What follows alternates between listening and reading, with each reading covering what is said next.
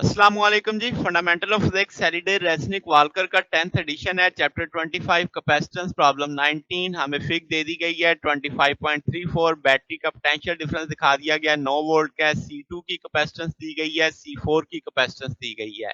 शुरू में जब स्विच ओपन है सारे कैपेसिटर अनचार्ज हैं। 12 माइक्रोकूलम है ए पॉइंट पे चार्ज पास कर रहा है, 8 माइक्रोकूलम बी पे।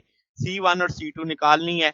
अब मैं दोनों सारी गिवन डाटा को फिग के लिहाज से रिप्रेजेंट कर देता हूं। जब मैं फिग क्लोज करूंगा तो अब 12 इधर है, 8 इधर है, तो C3 के लिए 4 माइक्रो का डिफरेंस आ रहा है, तो इसका मतलब C3 4 माइक्रोकूलम लेगा। अब C3 का 4 माइक्रो है तो यहाँ पे 8 माइक्रो आ जाएगा C4 पे। तो यही मैंने लिखा, C3 पे 12 में से 8 निकालेंगे तो C3 4 माइक्रोकूलम रखेगा, C4 कितना रखेगा, 8 माइक्रोकूलम।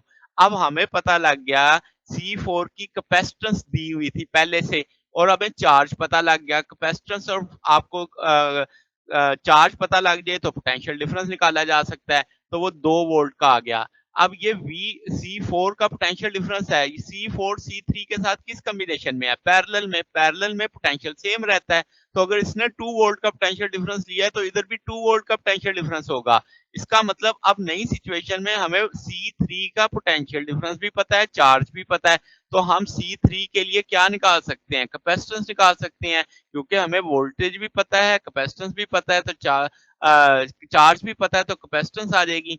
तो वो अब आपके पास 2 माइक्रोफैरेड की कैपेसिटेंस बनेगी C3 की। तो उसने हमसे यही मांगा था C3 और C1, तो इसका मतलब बी पार्ट मैंने पहले हल कर लिया है। अब ए पार्ट की तरफ चलते हैं, दोबारा से टोटल कैपेसिटेंस पूरे सर्किट की देखते हैं। तो C3 और C4 पैरेलल में है, पैरेलल में है तो अलजेब्रिक सम हो जाएगा 6 माइक्रोफैरेड। इन दोनों की जो नेट कैपेसिटेंस है, इफेक्टिव कैपेसिटेंस है, उसे C प्राइम का नाम दिया है। C प्राइम C2 के साथ किस में आ जाएगी, सीरीज में। तो सीरीज में है तो सीरीज के साथ सॉल्व कर लेंगे अलजेब्रा इसका लगा के, तो 2 माइक्रोफैरेड की कैपेसिटेंस आ जाएगी।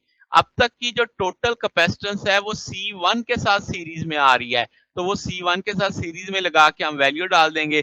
अब मसला ये है, C डबल प्राइम यानी अब तक की जो टोटल कैपेसिटेंस है वो तो पता है मगर C1 की नहीं पता। तो हम क्या करते हैं, सर्किट की जो टोटल इफेक्टिव वैल्यू लेते हैं कैपेसिटेंस की बैटरी के लिहाज से। हमें पता है ए पॉइंट तक 12 वोल्ट का चार्ज है, तो इसका मतलब C1 पे चूंकि ये सीरीज का पाथ है, तो अगर इधर भी 12 है तो इधर भी 12 ही होगा। तो हम यहाँ पे जो चार्ज ले रहे हैं 12 ले रहे हैं, पोटेंशियल डिफरेंस 9 वोल्ट का है, तो 4/3 माइक्रोफैरेड आ जाएगा। इस सी इक्विवेलेंट की वैल्यू इस जगह पे प्लेस कर देते हैं। C1 को एक तरफ करके बाकी सारे को सॉल्व करेंगे तो 4 माइक्रोफैरेड का आंसर आ जाएगा।